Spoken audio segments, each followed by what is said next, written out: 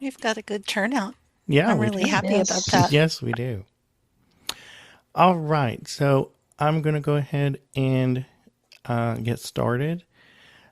So, welcome to our presentation on iOS 26, which is the newest version of of iOS for iPhones, iPads, and some other devices as well are going to have that same number, and we'll talk about that in a moment. Real quick, so my name is Sean Thiel. I am a member of the ACBO Columbus chapter, and that is whom the auspices of we're providing this presentation with their Zoom account, and the president has graciously allowed us to use that and bring this presentation today.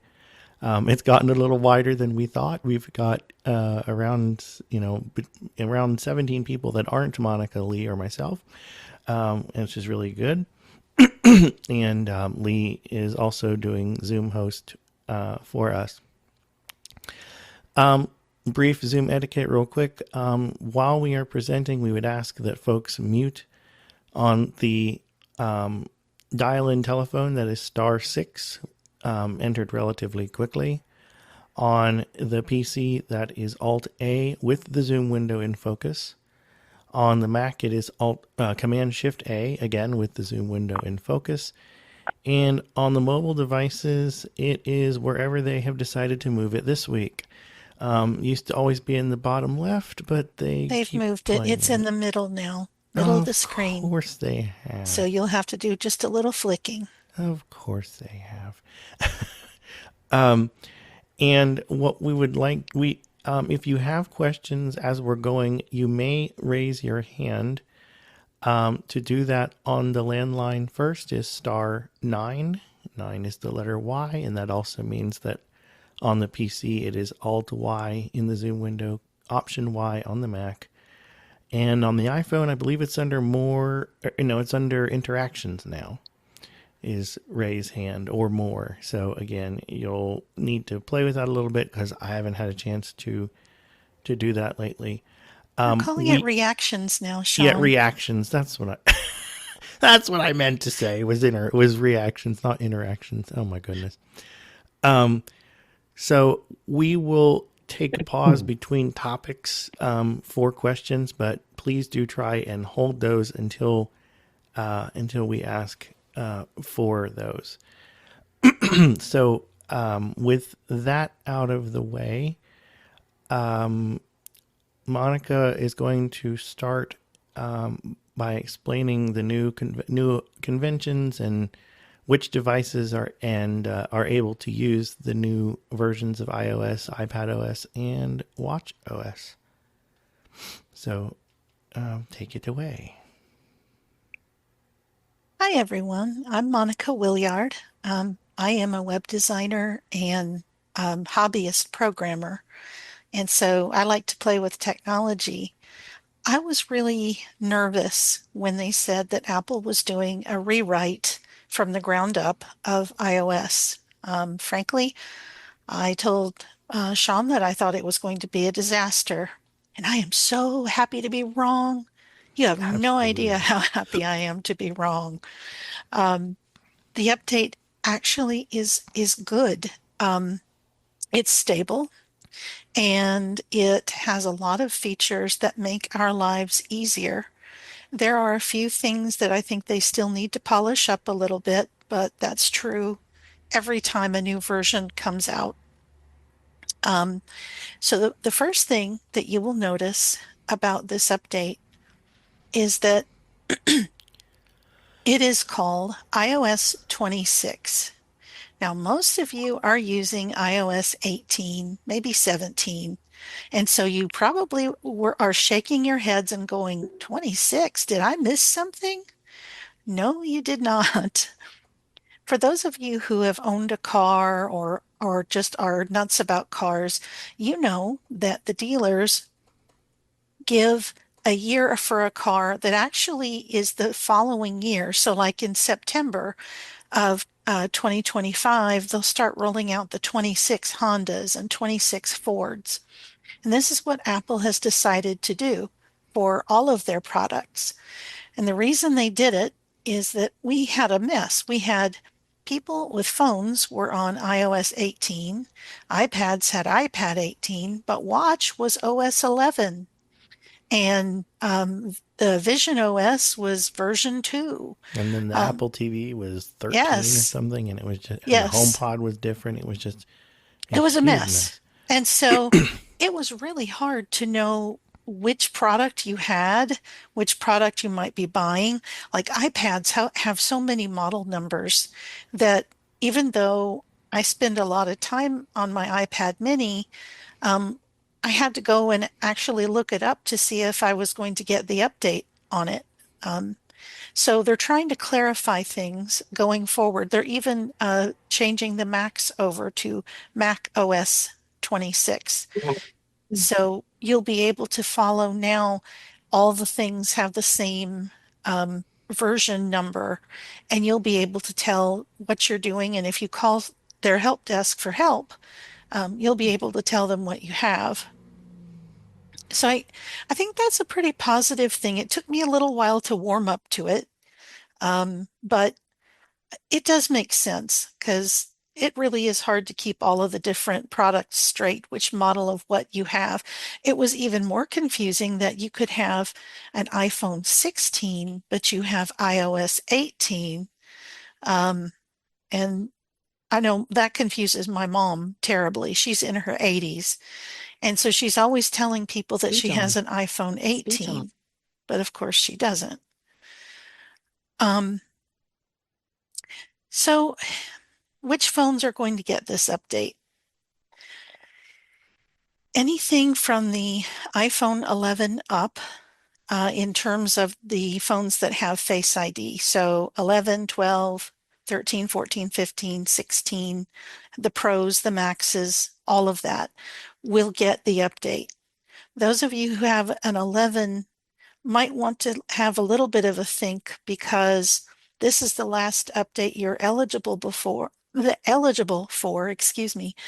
Um, but sometimes phones that are at that far edge run really slowly and bog down with the last possible software they can run.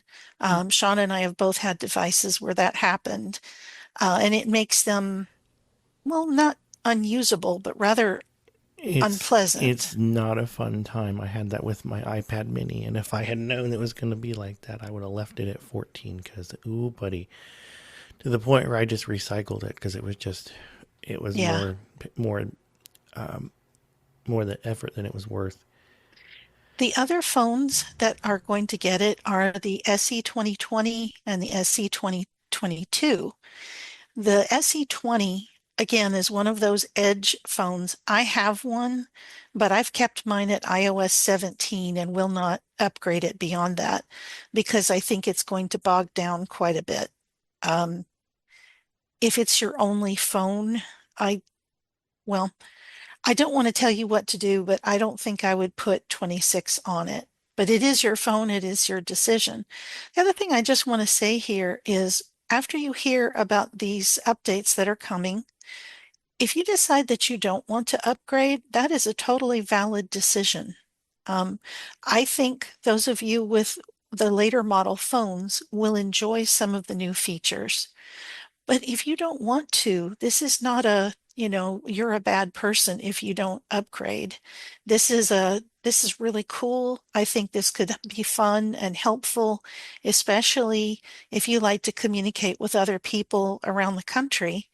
Um, but there is no shame in saying, you know what, I'm sitting this update out, or I'm going to wait for 26.1 where they've had chance to smooth out a little rough edges. Those are valid decisions, and nobody can tell you what is best for you. Only you know that. But the one thing I will tell you is when you do an update like this to a new version, you can't easily, well, you can't roll back to your old version. That's the one thing I kind of wish Yeah, it's a was one not way there. trip. It's a one way. That's why those of you with the SE 2020, that's the reason I'm urging you not to update is because you can't go back. And I know how valuable a phone with a home button is. It's why I'm still babying mine. Um, but so with this update, 2026, and in a minute we'll pause for questions, but I want to explain why they did the rewrite and what to expect. They decided they wanted to have a more unified look between all of their products so that if you know where to find the search feature in the music app on the phone, you know where to find it on the iPad and other devices as well. And they came up with something called liquid glass that makes it look as if your icons and such are like glass. There are a lot of elements that visually float over the screen as opposed to looking just flat. Sean and I both were born blind, and so we know that those of you with low vision probably need a better description than that. Unfortunately, I don't have the ability to do that. I can talk about and will talk about some of the new features for low vision. Um, Do you know what but I could? Do you know what I could try just for it just now occurred to me. Should I try asking Perplexity to describe liquid glass for low vision users and see sure, what it does? Okay. sure, we could do that. So slight diversion. Perplexity is one of the AI assistants that we really like. We're not going to go into is AI good or bad or Speech ugly on. or any of that, but sometimes they can be good at asking, describing something from the perspective of someone who does not see well. So what I'm going to do is use Siri for my shortcut. Better Assistant.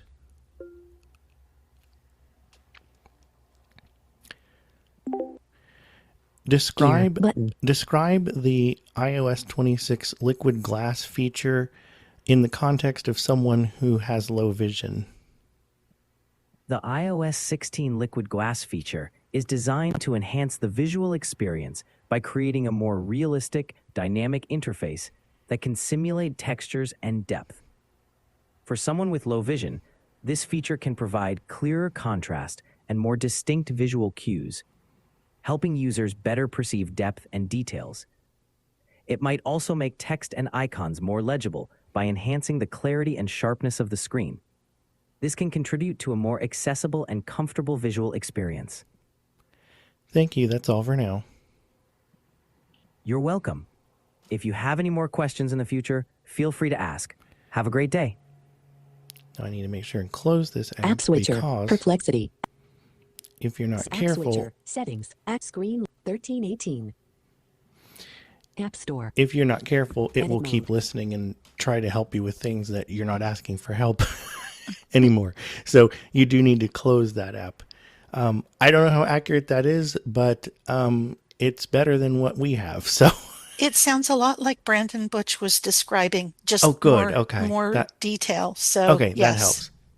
Brandon Butch is a YouTuber who is very friendly to the blind community and talks about our accessibility issues along with other iPhone topics. So I trust his judgment, and he's someone I turn to as a resource often. Oh, one more thing on my list of things about the new update, and that is to tell you that the apps you really use most, like Bard and Audible or VoiceStream or um, Discord, Uber Eats, all of those work just like normal. There's no problems with them, and in fact, there are some enhanced widgets that can show you more detail should you choose to use them. And this is one of the things that, as people who have done now, the beta test, by the way, is that when people talk about betas, we're talking about the version of the software that comes out before the general masses get it to test bugs. We have not found any apps that, at least I have not found any apps that are seriously like don't work in this version or won't open or crash a lot. Like we, and in previous betas, that has, trust us, not been the case. So we really feel like Apple has done a good job in putting in new features, but also being really, really doing a good job with stability. Other apps like that have been known to break in other betas that we have used in the past have not. So we are very encouraged by that. I can't say I've looked at all 200 and some apps on my phone, but the ones I use every day or very commonly, if Uber Eats crashed, that would be very sad. So, so we really feel like Apple has done a really good job of adding things and not breaking too many things. John A. has his hand raised. Okay, John, go ahead, John. Thank you very much. I want you to ask your AI regarding voiceover and this animated icon because that scares me because voiceover and animation don't go too well with each other. So It's not a problem. It it's not a absolutely problem. is. No, Okay. it is not a problem. And also, I think Monica mentioned the SE. I had a friend that she goes, make sure you listen for the SE. And so I'm just going to tell her to turn off her automatic updates then. And It depends. It depends on which SE she has. If she has the 2020 or the SE, what's colloquially known as the 3 SE2, or 2. Okay. the 2 is not a great idea, but the SE3 should be okay because the Okay. SE3's processor is still fairly new. So if it's the newest SE that is the one that looks a little bit like the iPhone 8, then that is the one that you should be okay on, I think. Does that sound Yes, right? that's correct. Okay. So what about, and this will be my last question, let some other people, what about, I heard you mention some apps, but I use like some of the AI apps that describe or read text to me They and work beautifully. They I work use them fine. perfect. too. I have a Perfect. whole folder of them. Speakaboo is Yeah, I'm working sure. well. Now, Speakaboo is working well. Be My Eyes and Be My AI is working well. so I'm sorry, I have one more question. So they're making their entire line of devices. Are the iPhone and the Mac going to be a little bit more compatible? I keep on hearing that if you get a Mac, it's not like the iPhone. Do you know anything about that? Yes, I do.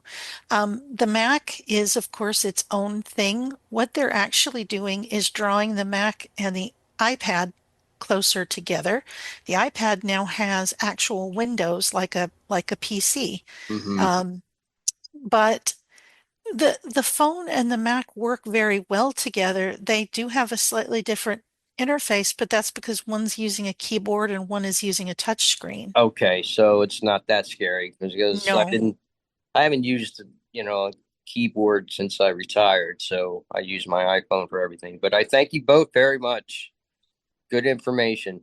Oh, I forgot Well, to mention one thing. yes. The watches, Series 6 and up, and all of the Ultras are supported for the update. I'm And sorry, I the forgot. That SEs too, right? Yes, yes, I thank you. the I received I think a letter, not a letter from AppleViz, and they had mentioned it.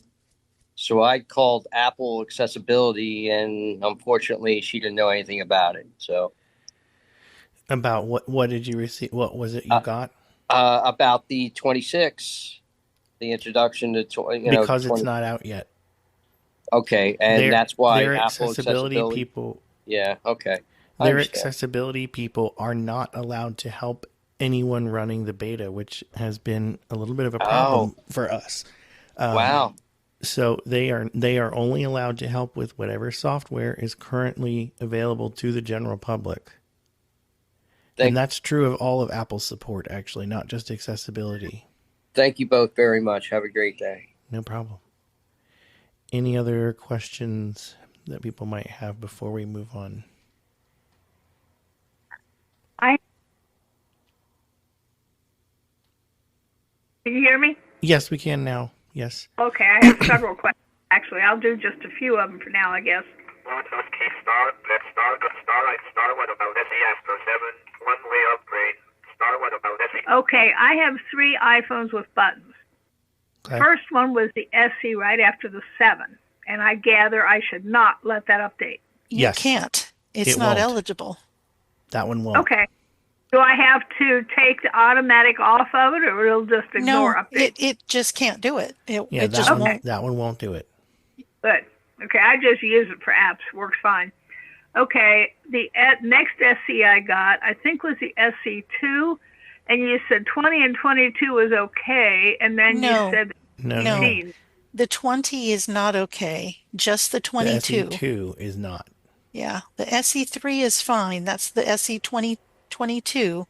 Yeah, that's the one I use mainly. Right. So that Okay. would be fine. Yeah, that's the only phone of the SEs that you have. We would recommend upgrading. Okay, because I never want a phone without a button. So I hope they keep eventually updating them. One way up, start with about SEF first. Start iPhone with camera description. Okay. You know how people have the cameras on their houses? So remotely on their iPhone, they can look and see what's going on in the house, out of the house. Yes. Does this new iOS 26 incorporate AI? So those of us who can't see the picture, Yes. will it If, and this is the if, you have an iPhone 15 or greater, it includes their AI, which I know you won't like because they don't have buttons, and I kind Right. of agree with you. But yes, they do I hear have that. Ring is going to come out with a product that has AI, They have. even be accessed from the phone. They have. We have it, and it's a setting you have to enable, and you have to have their plan where you pay for it. But Right. I mention it because it will say things like an Amazon delivery person is walking up with a package, or it will say 2 people and a child are walking through the yard. Now, one thing I will say about Ring very quickly is it is best to get a sighted person to define your motion zones because they are very large and will probably cover too big an area. So Okay. get a sighted person to go in and draw where the camera needs to be seeing for motion. But yes, it does describe, and it will say a USPS person is approaching with envelopes. It's very slick. So yes, that does exist, and that is dependent on the camera, not the doorbell itself. Okay. I can access it with my SE 2022, correct? Yes, Yes. that you can, because that Okay. relies on their platform. Okay. Start going to home screen. Hang on. My speaker's being weird. Okay, I'll just ask one more. I have others, but I don't want to hog all the time.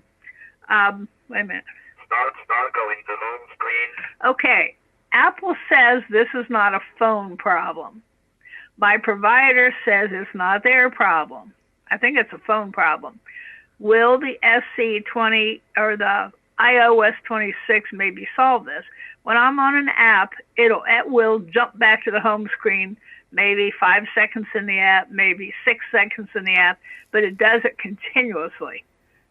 Do you think the iOS 26 would cure this? No, I don't. Yeah, I I'm not sure what that actually would be. think that's a sign of a phone maybe showing some age, but it also could be a sign that the app is crashing if it's the same app every time. If it's all apps, then All apps. yeah, then I would say maybe your phone is showing a circuit board can go bad, the memory can go bad. If you have Apple Care on the device and take it to an Apple store, they will replace it Okay. when it's doing that. I've had a device do that before. Okay. Then it is the phone. Yes, Okay. it is. Yeah, I think my credit card extended the warranty one more year, but I'll find out. Okay. I'll save my other questions for later. Okay. Thank you so much. Any other questions? Mary Carabinas? Yeah, hi.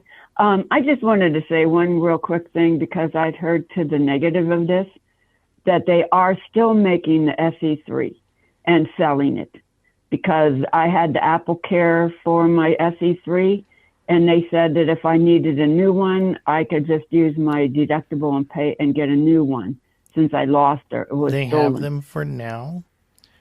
That is probably not going to stay. Like, we don't know how long they're going to have them. Okay. Certain merchants don't have them anymore. Apple has replacements if you have one that's gone bad, but you cannot buy a new one. Amazon and Walmart do sell refurbished ones, and I have a refurbished 14 regular that I got from Walmart that is in very good shape. I really like it. But they treat them like gold right now because eventually, I mean, Apple has been pretty clear that once they're gone, they're gone. And they've been out of That's production weird. for 16 months. So Huh. we have zero hope that they're coming back. The They're new not. SE called the 16E is a Face ID phone.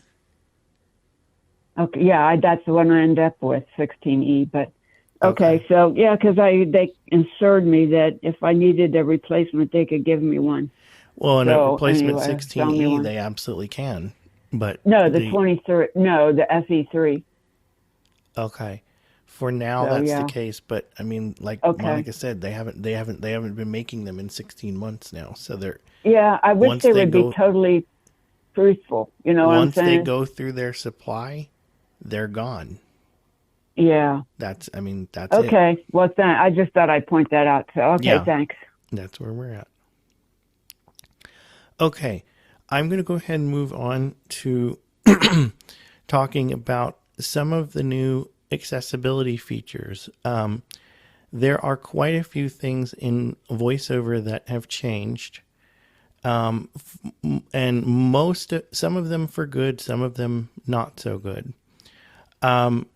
The first thing that is here in VoiceOver is the ability to finally reset all of your VoiceOver settings without needing to reset the rest of your phone settings.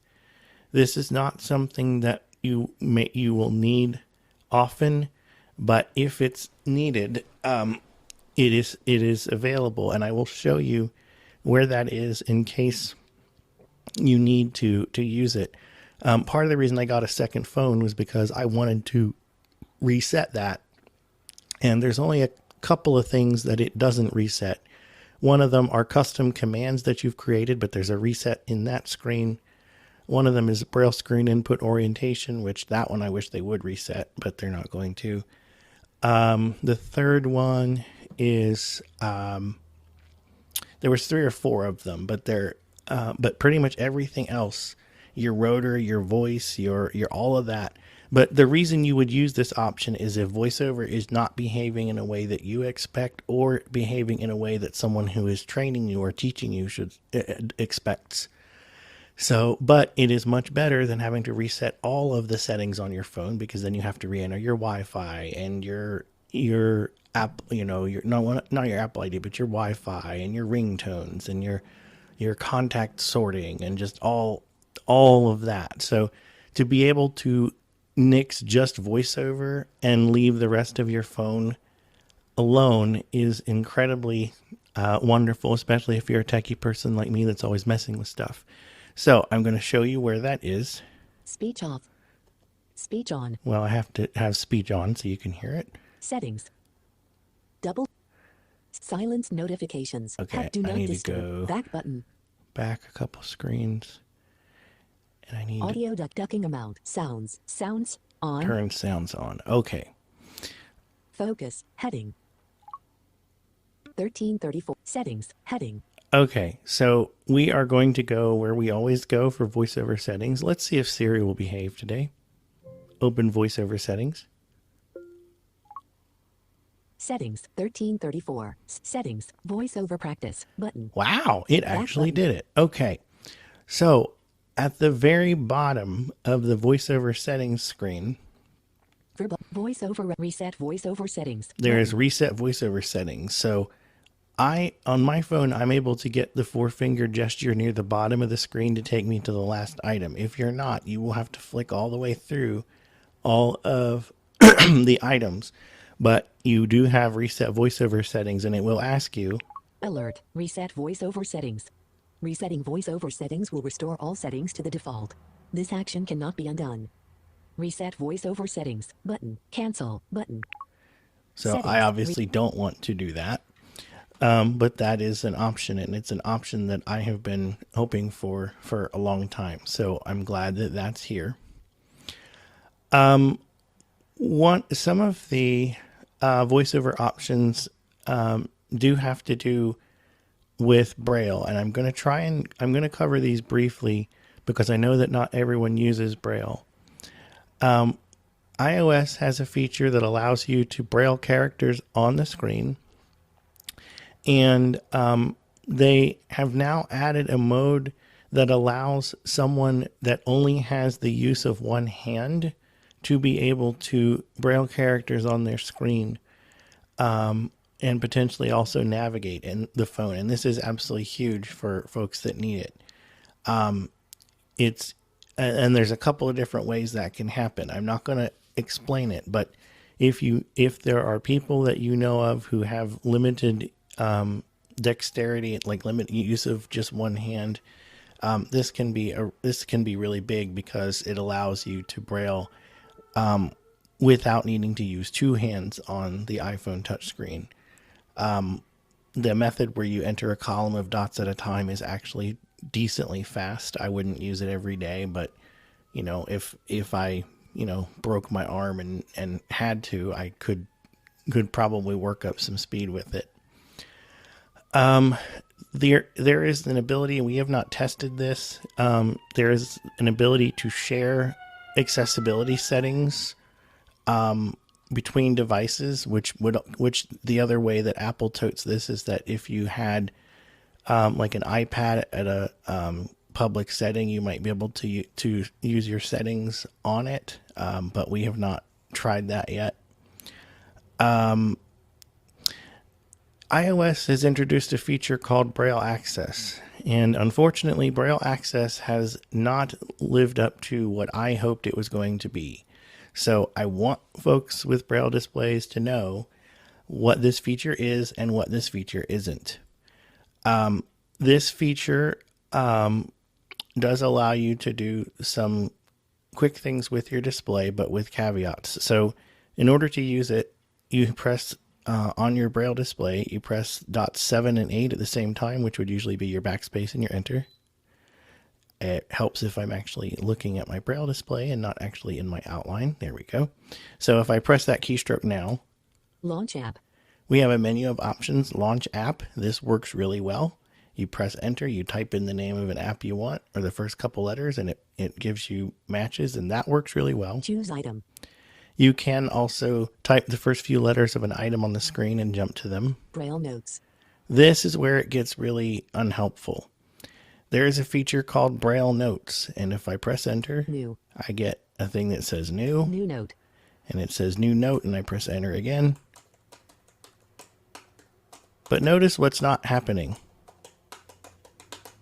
There is no speech as I am typing this note. These notes are only accessible from your Braille display. So if your Braille display is not connected, you do not get these notes. Why they did it this way, I have no idea, but it makes it very useless because if you don't have your display, and they don't store in the Notes app, and there's no back translation. So why Apple thought this is what we wanted, I don't know. And I didn't really have a chance to, because when they're doing beta testing, they're fixing problems. They're not really like up to, hey, this feature, is terrible, and why did you do it this way? That's not the kind of feedback they want. That's the kind of feedback I will give them now that the beta is over. They will definitely get that feedback. BRF files. There's also one that says BRF files. And again, when I read it, I thought, oh, that's great. We can take a BRF file from somewhere. New. But no, it pretty much does exactly the same thing that Notes does. So Back. I really don't know what they were thinking BRF there. files. Nemec calculator. They do have a calculator that works separate of the phone, which is kind of nice, that you can get used from anywhere. Live captions. You can turn on live captions, which is a deaf blind person if you need captions for a phone call. Those are really nice. 13 hours, 37 minutes, and 53 seconds. You get quick access to the time. Close. And that's it. Braille access off. I point this out because it sounded really amazing when we read about it. We thought, oh, this is going to be... No, it's actually quite terrible. So I want you to know that Apple very much, I felt, misled us on what this feature was going to be. Most of your voices are the same. There are some verbosity options that are a little different. One thing that you can do, and it's taken some getting used to, you can make it so that as you edit on the phone, VoiceOver will not speak the cursor that you've passed backwards through, which is really nice because it's like the Windows and Mac, but it does take some getting used to. I'm not going to go into that now, but that is under typing. You can also, many a VoiceOver user will be familiar with the experience of hanging up a phone call, not really realizing that you've hung up, doing yet another 2-finger double tap, and having music or media or podcast or whatever it is play. We have the option of disabling the 2-finger double tap, or what is often called the magic tap. We have the option of disabling that media playback feature. So this I am going to show you where it is. Personalize iPhone in ways that work best for you with accessibility. Oops, I went back too far. Personal vision, VoiceOver, on, VoiceOver, switch button, on. So if we go... VoiceOver speaks, tap once to double tap to learn more. What's new in VoiceOver? VoiceOver practice, button. VoiceOver tutorial, button. What's new in VoiceOver is a feature that came in the last version, and it does tell you about some, but not all, of these things. Speaking rate, adjusts the speech, Braille, VoiceOver recognition, verbosity, audio, commands, button. All commands, button. So normally this command screen allows you to take and customize your own gestures and Braille display commands, and it's really cool. But further down this screen... Touch gestures, keyboard shortcut, commands are prefixed with magic tap, button. Magic tap. Media playback, switch button, on, if enabled. Magic tap will pause or play media when no other action is available. So if you do not want 2-finger double tap to ever do any playing and pausing of media, you can turn this off. I have mostly gotten used to this feature and would be very sad for it to go away, but it is something that you can have. Let me go back to my outline because there's one or two more things, and then I will pause for questions, but I have to figure out how to get back here again. Let's see. There is a feature called name recognition for those who have hearing loss. You can teach the iPhone the sound of your name, and then, for example, if you're at a doctor's office and they come out and they call your name, theoretically the iPhone is supposed to alert you to that. We have not tested that feature, but that is another feature that is in there. There are a lot of accessibility features, and it would take forever if we went through all of the new ones, because there are a lot of hearing changes for hearing, changes for motor skills, and it would take a very long time if we went through all of them. I hope that was not too confusing. Let's see. Let's go ahead and pause and see if we have any questions. Dawn? Okay, can you guys hear me okay? We can, yes. Okay, so I kind of have a comment and a question about the Braille access. From what I kind of gathered, I think the reason they did it this way is because on the Brilliant, when you're in the BRF editor that is on there, there is no speech, and I think that's why. But the question that I have is, where are the BRF files saved? Because I would need It's not immediately clear. I've tried to find them, and I cannot find them, which is why I said this feature. Okay. Apple is frustrating because very often they will put out a new feature, but they won't tell you anything about how it works. They just expect you'll be able to figure it out. So I don't have an answer to that question. I've been trying to find that. Yeah, because The that, notes are yeah, not because I can stored in see the that. Notes app where you would think they should be. Maybe the Unless files you they're create under here are, but I don't know. unless they're stored somewhere on a folder in iCloud Drive. That's the only that isn't They in Notes. they could, I and don't know. maybe now that iOS 26 is coming, maybe the accessibility people will be given that information, and maybe Maybe they they will be able will. to help us with that. So maybe Yeah. give them a few weeks to a month and call them and see if they can answer that. Yeah, but that's why I think it's doing that's why I think there's no speech because in the newer like the newer stuff, like the Brilliance, No, that's a cop at out. least on Humanware. No, I don't know. I'm not buying it. No, Okay. absolutely not. I'm not buying that. Hmm. Okay. Not you. I'm saying I don't think that's No. why they're doing it. No, it's no, I get it. I get it. Yeah. No, I will I not just make think that's excuses for them on differently. this one. They were very incomplete about what this feature did and made it sound like it was going to do things they were going to do, and I will take them to task on it eventually. Yep. So, Okay. Thank you. all right. Shirley Roberts. Hi. Can you hear me okay? We can. Okay. Thank you.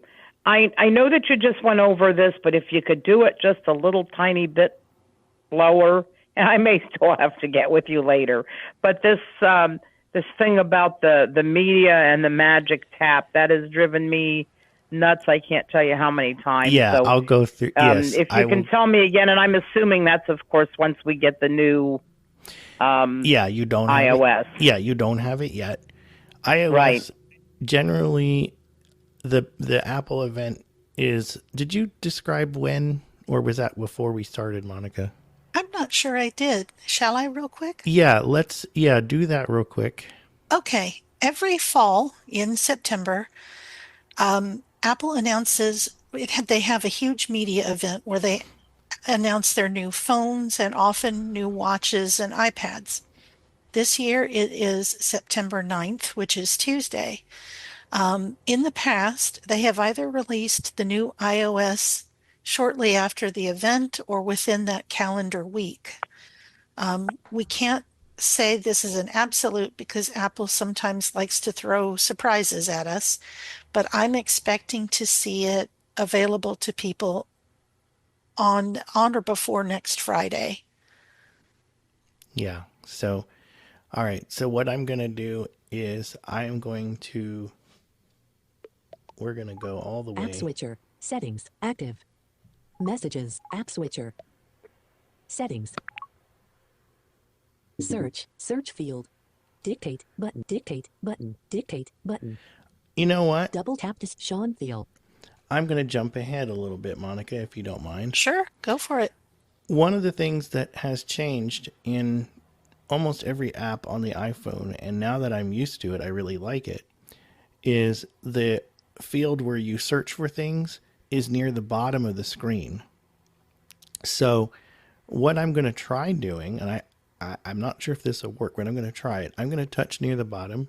Accessibility. Search. Search field. Access. Search. Search field. Double quick nav off. Search field is editing. Search. Character mode. Insertion point at start. Okay, for my phone. Tab icon rounded. Oops. So what's happening is because I have the let me see if I can fix it this way. Music. Apps. Button. Suggestions. Heading. Magic. So Magic tab. Accessibility right arrow voiceover right arrow commands. Button. So yeah, if you type in magic into the search box, you will be put right where we need to be. Personalize commands. Back button. Magic tab. Heading. Media playback. Switch button. On. And you would just turn that off. You can go to voiceover and go to commands and find it the long way, but they've really improved this search box and what it allows you to do. I connect to Wi-Fi networks at different places, and I need to change the emergency address so that if something happens, the cops don't come to the wrong place. And it's much easier to get to the Wi-Fi calling settings by just typing it into this search box. So that is the quickest way to get to the setting, is just type in the word magic, and because it's called Magic Tap, it will show up right straight away in that search box. I really like how they have really redone the settings search, and it's fantastic. All commands. So do I go into settings first and then do that search? Yes, you'll go into settings, and then at the very bottom of the screen, you'll find a box that says search. I typed in the term with Braille screen input because since I have my Braille display connected, the on-screen keyboard isn't showing, and I didn't want to go through the shenanigans of bringing that back. Right. So you didn't hear me typing it the standard way, Right. but yeah, you type in magic, and it's right there. Oh, okay. Yep. All right. Well, I appreciate that. No problem. And we have. I'm quite certain is the 2022. It's the SE3, which is Yes. would So be you're the good. SE 2022, correct? Yes, you're good. That Okay. one should update just fine. Okay. Thank you so much. I really appreciate you guys putting this on. No problem. Okay. Okay, I think you've. Oh, one. I have two questions. Okay. One, a Bluetooth keyboard with this iOS 26, will there be any problems? No. Nope. Okay. I have 3 of them. Okay. All right. Another question. Yes.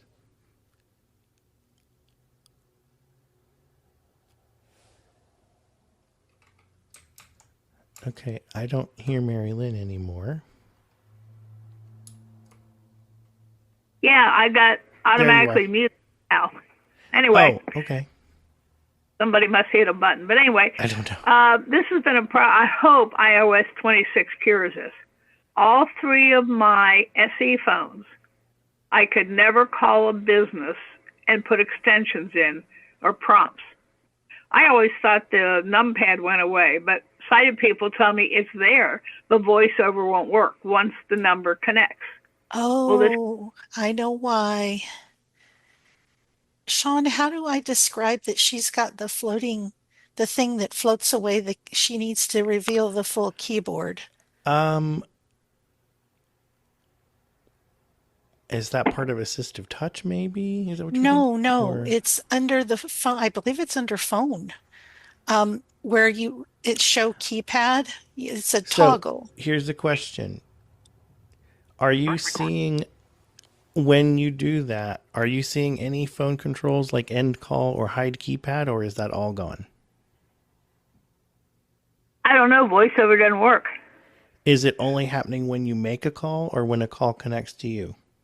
When I make a call. Okay. And I use my calls with Siri, if that makes a difference. No, it doesn't. So what? Okay. And I just assumed the keypad wasn't there. Yeah. But So sighted people tell me it's right there, but I get no verbalization from voiceover.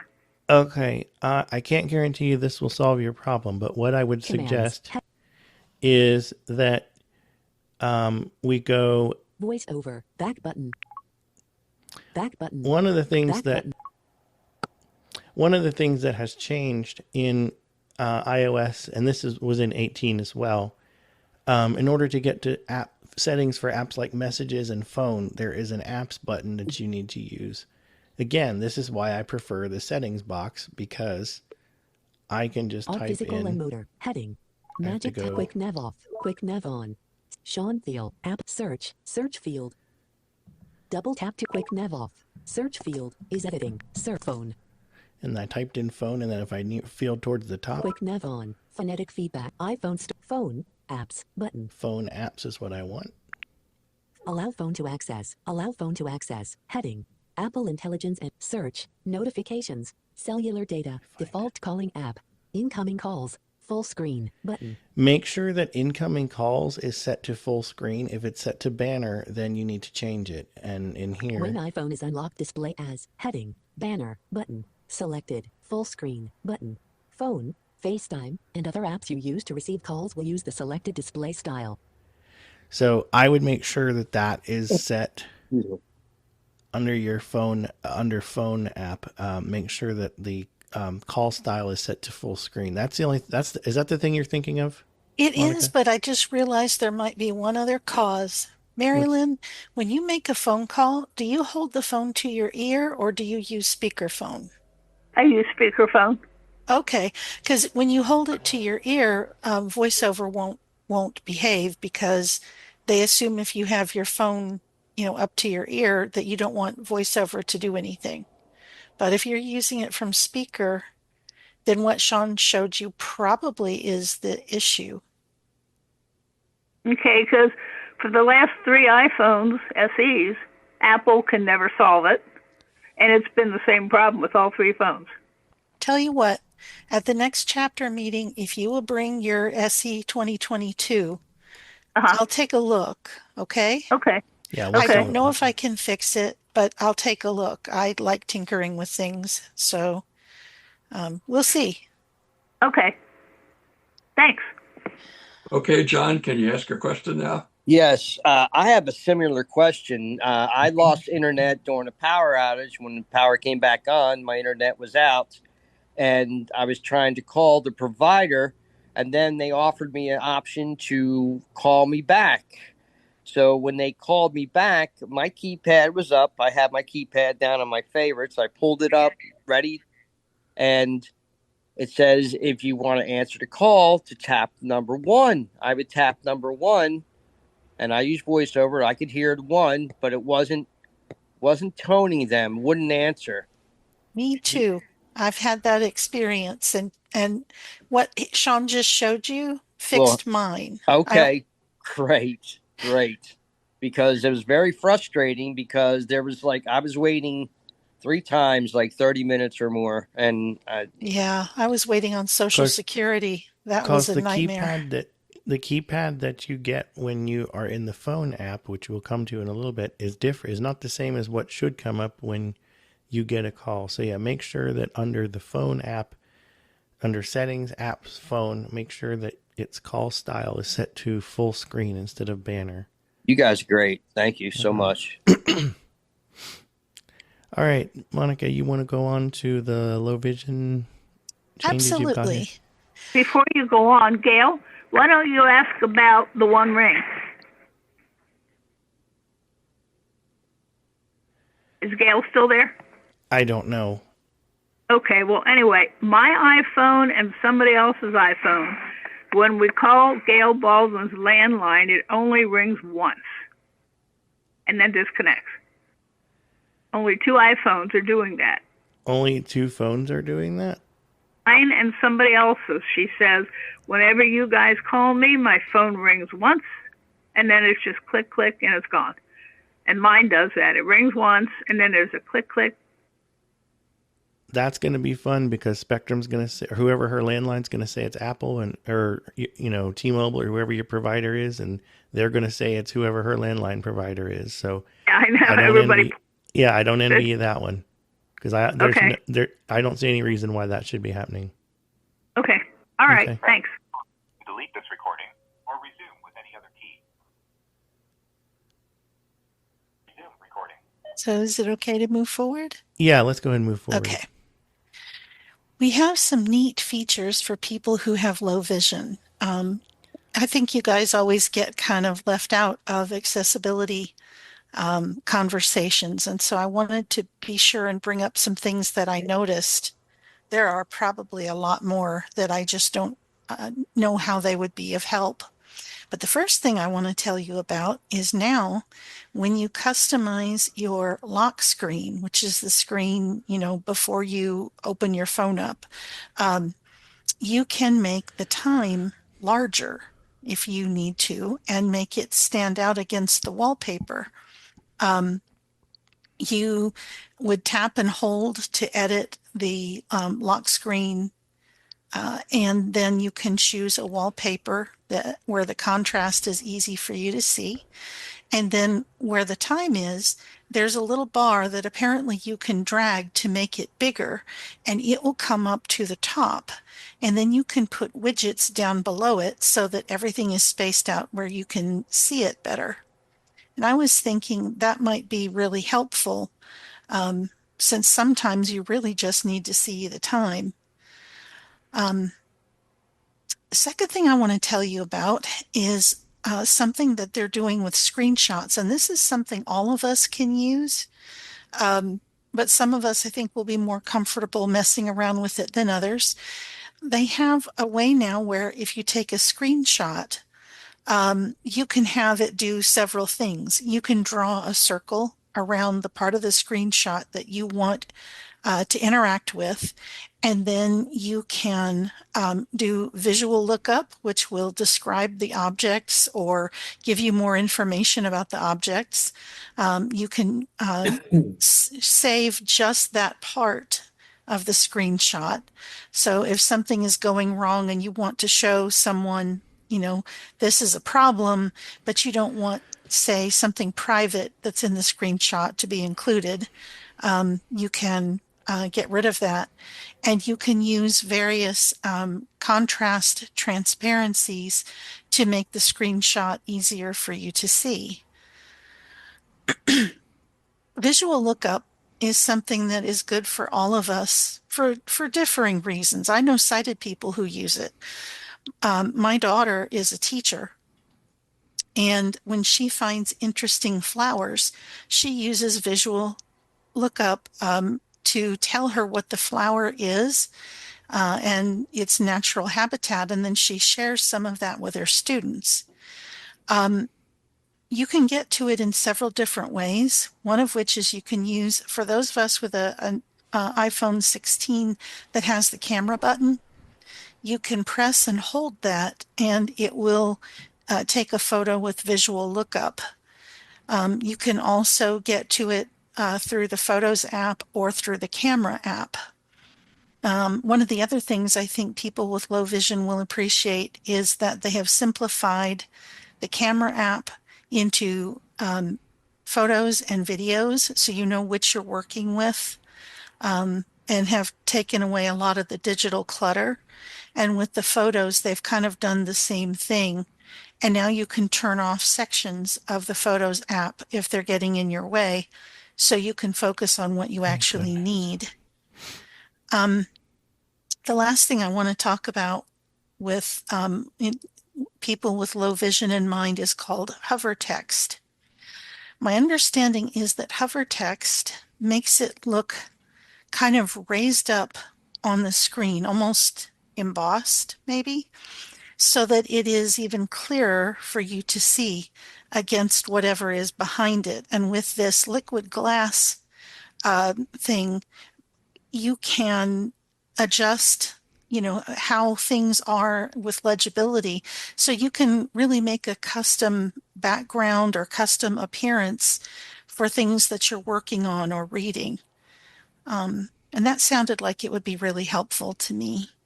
The last thing I just wanted to say is that having a unified interface where the search button is in the same spot in all apps now, all Apple apps, okay? Some of the other companies may start doing that in the future, but like for Apple Music, Safari, phone, everything, the search button and the search box are in the bottom right-hand corner.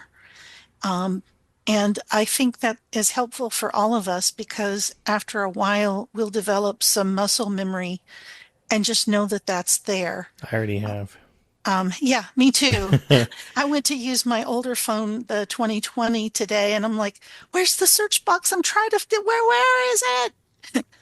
Oh yeah, It's right duh. on the bottom on that one.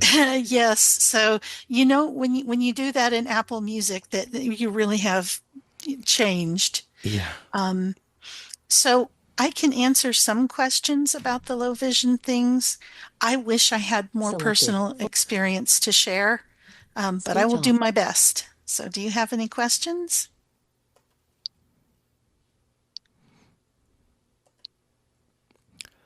Mary? Mary Carabinas. Yeah, Mary, go ahead. So the last item that you mentioned, I need step-by-step directions myself. So I don't know if I heard those. Do you mean the hover text or do you mean the search? The hover text? Okay. Where I found it is under settings and accessibility. It is in there. I don't believe you don't have to go into the Zoom section. No, I believe it's just one of the check boxes that's there, and you can turn that on. They also have hover typing. I don't know if that maybe makes the keyboard stand out more. or not. But Hmm. you can change some of these things or add some of these things as toggles to your control panel, your control panel. Like, I'm sorry, guys, your Control control center. center. Yes, thank you. Uh, To make it easier to turn on and off. okay. If you I get do have. stuck, Mary, come over for lunch Okay. and we'll fix it. Okay. Okay. I did notice a couple things on my phone. One, I don't know if this is off topic or not. So, in fact, I told Apple about it, and they were going to go to their people and see what's happening.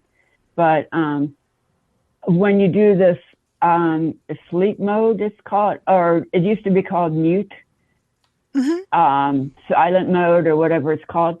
You hit that button at the top on the left-hand side. Yes. And it says silent mode. When you hit it again, it doesn't say anything. So I don't know. There for a while wasn't like, okay, now You need to press and hold it. If you're talking about that little action button, you got to press and hold it. Right, I do, but this still doesn't say anything. So I found out that you could read the note on it, but it doesn't say. So I don't know if it's a problem with the phone. What I would do is, and again, we can help, and we're sorry we can't have everybody for lunch and help, but Mary just happens to be close by. Right. Mute can be added to the control center, and that's what I've chosen to do because then I always know whether it's on or not. Yes. So that's something that would probably be the best. Well, the mute button is fine. I can always tell that's on, but when you unmute it, it's silent. She's right, Sean. For some reason, when you turn it off, it doesn't make it obvious. Okay. I sent a message to myself to see if it was off. Okay. Yes. I did tell Apple, and they were going to look into it. So I'll test that this afternoon, Mary, and see if 26 is behaving better. I didn't think to do that. Okay, that's what I was wondering. The other thing is you get a notification on your phone, and it'll say, notification, one notification, and you go press on it, and it stops talking, and the phone shuts down. I mean, the screen goes dark. Is that something they might fix? Actually, we can fix that when you come to lunch, too. I know what's causing it. I don't mind helping you fix it. Yeah, Apple tried a couple things, and it never worked. So, and it's still doing it. Your lock screen is timing out too fast for you to read what's there. And we fixed that. Yeah. And it hasn't your worked. notification style is not helping you see, like you're having to tap it and read it, aren't you? Yeah. And then it still sometimes goes out. Yep. We'll fix that. It. All right. Call me this week. Please help me remember because I don't have a way to write it on my calendar right this minute, but I don't want to forget. Okay.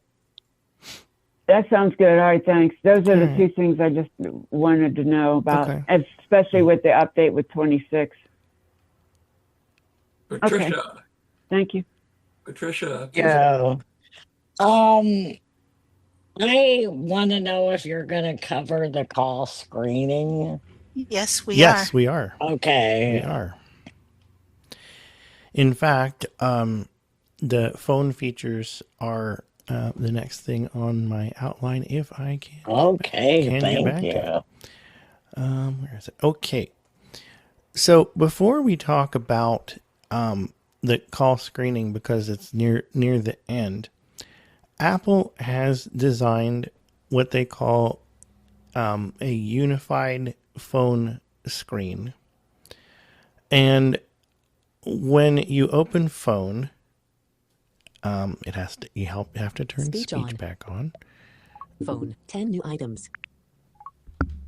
Remind me later. Okay. Favorites tab 1 of 6. So I'm in the old app. It says 1 of 6, which is wrong, but we have Favorites tab 1 of 6 selected. Recents, contacts, keypad, voicemail tab 5 of 6. So that's the phone app that we've always had. Now, when you go into the app and go to the calls tab, right after upgrading, you are going to be asked whether you would like to try the new look. as they call it, which is the name for it is unified.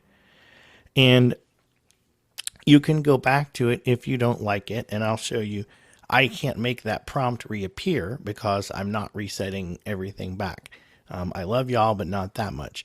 So what I'm going to show you, I already have it the old way, and I'm going to put it the new way. I can't show you that prompt that teaches you about it. So, but I will. But in that process, you'll also see how to go back. So on Edit button. Edit button. We have selected all but missed button. Filter button. We have a button called filter. If we go in here, selected classic button. Unified button. So I'm switching it over to unified. If you decide you don't like it, you double tap on filter and you change it to classic, and you'll have the phone app that you've always had. I'm going to change it to unified so that y'all can see what it's like. Edit button. Now, if we go along the bottom, selected recents tab 1 of 4, contacts tab 2 of 4, keypad tab 3 of 4, search tab 4 of 4.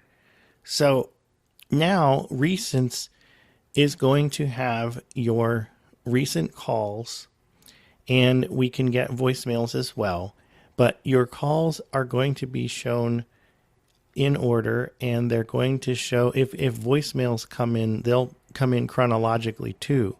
So if Mary calls me and then leaves me a voicemail 2 minutes later, as I'm going through this history, because they happened chronologically, I will see the voicemail and the call in the same place. So let's talk about what happens when you activate a call, because this is a little different. And once you know about it, you might like it, but it's a little bit different. So search tab 4. I'm going to go back to the top left. Edit button. And I'm going to go over a couple of times. Calls heading. Filter button. Call Monica button. So these are the people in my favorites. Call recents heading. And they show up at the top above this screen now, and there's a heading for recents. So if you have several favorites and you want to skip past them, you can do that. I'm going to flick to the right now. Lee Tucker, Tom the ACBO office, outgoing work, 1051 button. Okay, now in the classic view, if I double tapped on ACBO office, it would call the ACBO office. Now, if we double tap on it, we will get a screen with more information. If we want to call straight away, if we flick down call on the rotor, we now have call. And if we double tap that, we will be able to call as we always have. But we also have some new actions here besides call. We also have trash. Remind me in 1 hour. Remind me tonight. Remind me tomorrow. Remind me later. Activate default. So if you want to be reminded to call this person later, you have actions to do that, which is really cool. But let's go back to ACBO office, outgoing work. So let's go back to this screen. If we double tap on it, remember, I just explained to you, if we double tap on it, it's not going to call. Instead, it's going to bring up this. Select calls, back button, edit button, silhouette, image, ACBO office, ACBO office, message button, call button, video button, mail, dimmed, selected, details button, voicemails button. So you can bring up voicemails from here for that contact if you want to. If you know that Michelle has left you a message and you need to get to it, you can do it from here. Canceled call, today call history button. You can access all of the calls for just that person. So if you want to see every time all of the calls that you've made to this number and nothing else, you can do that from here. Contact photo and poster. Work +1 614. So there's the work number. Ringtone. Forward, image, sound, office phone standard pulse. So if you have assigned a ringtone or a text tone to a contact, you can change it right from here. You don't have to go into contacts anymore and find that person and go into their contact and do it that way. You can do it from this screen where you're already seeing all of the lovely information about this person. Text tone.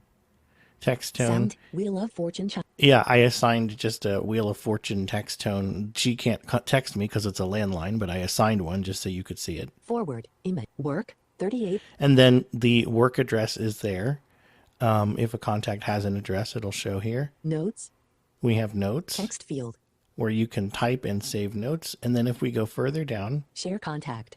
These are things we normally have. Share contact. Add to favorites button. Add to list. Add to emergency contacts. Block contact. Selected. Recent. I'm going to actually add her to favorites because I want to show you how you remove someone from favorites. It's a little different how you do that. Block contact. Add to emergency. Add to list. Add to favorites button. So we're going to do button. that. Add to favorites. And it's going to ask me message but call button. What kind of favorite I want. Video button. Dismiss context menu. So I do want a favorite to call her. Video call button. And then call, it's going to button, ask me. Expanded phone button. Signal button. Telegram button. Dismiss context menu. So it's going to ask me what app I want to use to call her. Neither of the other options in this case would actually work. So I'm going to go back to where it says phone, which is Apple's phone app. Phone button. Phone button. Expanded. And now it's going to ask me which phone number. Work but dismiss context work button. She only has one phone number, but if you had somebody that had a home number and a work number, you could choose which of those numbers you're going to add to your favorites. So I'm going to add work in this case. Add to favorites button. And now I'm going to back out of this screen. Double tap to add calls. Back button. Edit button. And now if I look through the top of my screen, call filter call recents call ACBO office button. So call ACBO office is right there. Now because it's a favorite, if I hit that straight away, it does call because it's a favorite. Because you've told it this is a favorite, this is the number I want, it assumes that you're going to want to make that call straight away without seeing all that other information. I am going to show you how to take that away because I had to struggle with that the other day. Modem sounds fit app icon rounded. Edit button. There is an edit button on the phone screen, and if you hit that, name and photo sharing button. Edit favorites button. Edit favorites is right here. Edit favorites. Done button.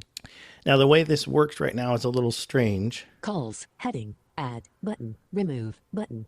Call Monica. So the remove button is before the person that you want to remove. So I'm going to go to the bottom of the screen. Search keypad contacts selected. Bethel Lands Rachel Smith. Why are missed you call? Okay, why are you doing that? +1. You shouldn't be showing me anything else. Okay. Done. Call. Add. Remove. Call. Remove. Call. Remove. Call. Remove. Call. ACB. Recents. Call. Remove. Button. Call. ACBO office. Remove. Button. Remove. Call. Okay, so Angela, I hit remove. Recents. Done. And then I hit done on the top done. left. Edit and now button. that favorite is gone.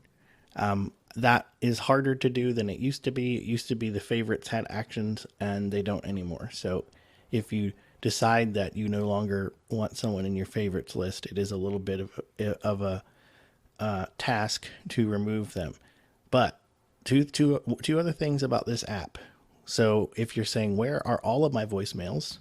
Edit button. Calls. Filter button. All of my voicemails are classic under button. filter. So there's several options here. Classic. Selected. Unified button. Selected. Calls button. Missed button.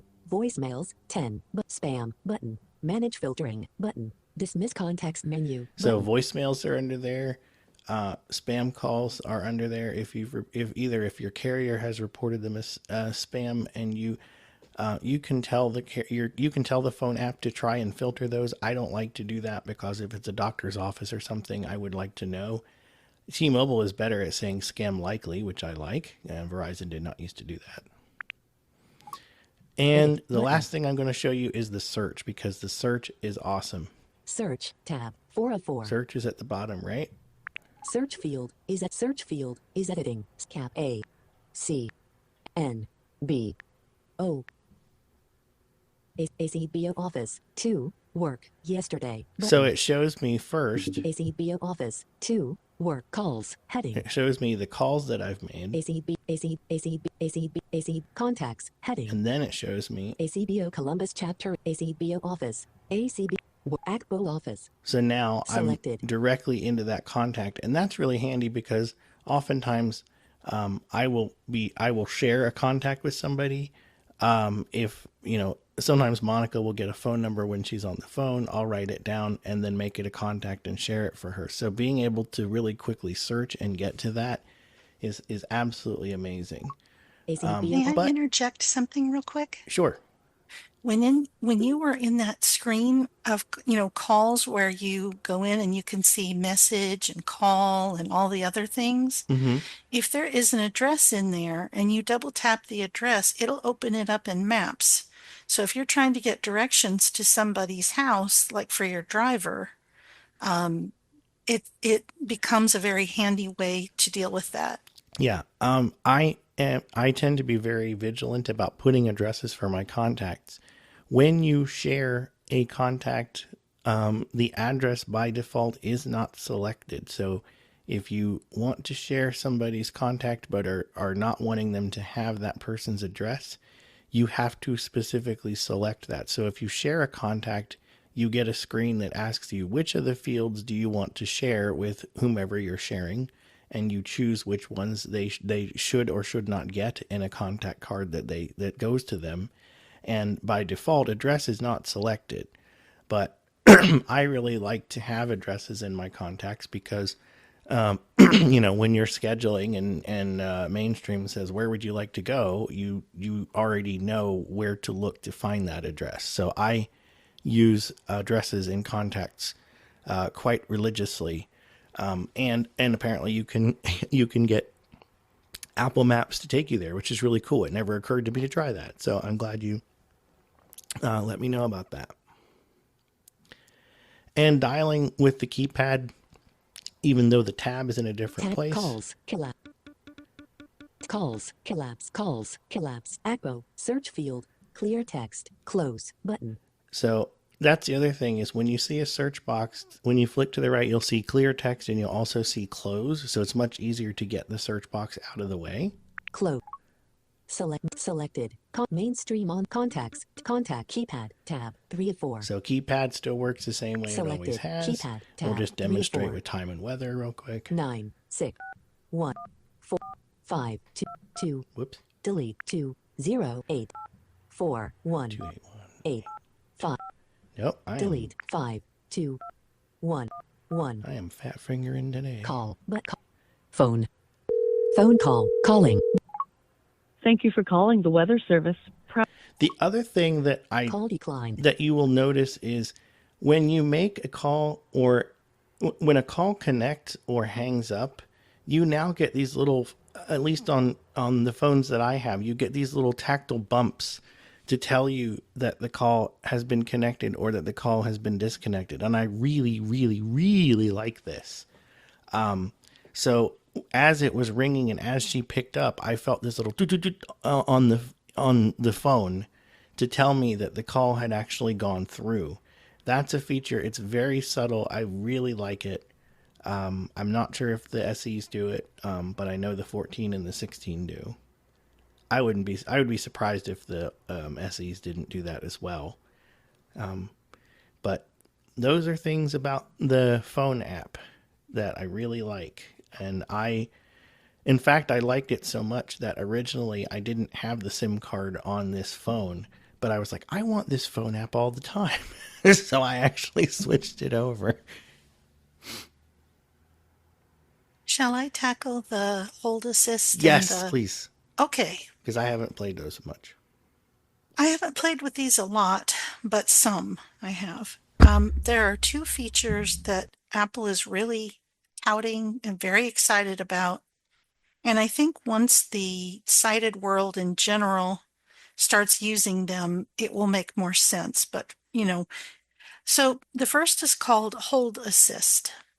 Let's say that you've called the doctor's office and they tell you you're going to be on hold for 22 minutes. That's a long time to sit there with your phone just staring at the wall. What if you could put your phone down and, run over and make a cup of coffee and come back? I wear Bluetooth headsets all the time. So um, I just try to be quiet in case someone comes on the line. But with Hold Assist, when the doctor's office is ready to talk to you, there will be an alert that you get telling you that the person is ready to I talk think to it you. actually rings, doesn't it? Like it calls you. It It's does a like a. ring, like a ring and an alert at the same time. Oh, okay. At least when I played with it, admittedly, this was back in beta 3, but that's what it did, is a ring and an alert.